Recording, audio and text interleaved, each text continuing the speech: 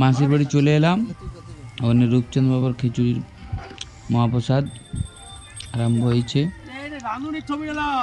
সব ভাই দাদারা মিলে প্রসাদের সরঞ্জাম করেছে। এর মধ্যে খিচুড়ির দিকে চলে যাব। আমরা খিচুড়ির দিকে চলে যাব। এরপরেই আমরা বাঁধাকপি ফুলকপি সব রকম দিয়ে একটা সবজি, সেই সবজির দিকে চলে যাব। এরপরে বাচ্চা বাচ্চা ছেলেরা সবজি কাটছে, তো এদের জন্য একটু সাবস্ক্রাইব করে দেন। এরপরে রবীন্দ্র আমাদের বাঁধাকপি ঢালছে, তার মাঝে আমি একটু খিচুড়ি ঘেটে নিলাম।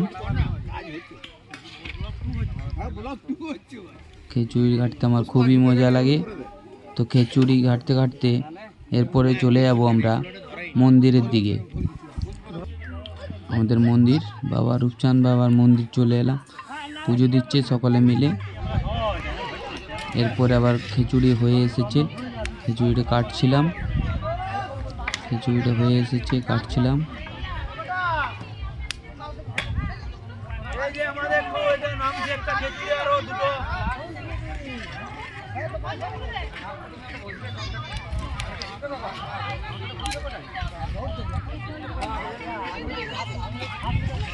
এরপরে রবীন্দ্র আমাদের পায়েস করছে, পায়েস আর কিছুক্ষণের মধ্যে হয়ে যাবে। রবীন্দ্র আমাদের পায়েস করছে। এরপর আমাদের খিচুড়ি বিতরণ শুরু।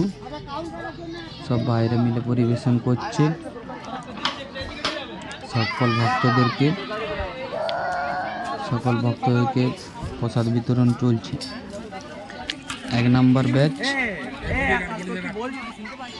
এরপরে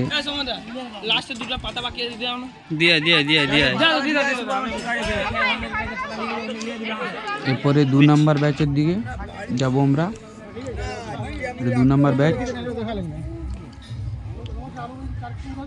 বাবার ঠিক পেছনেই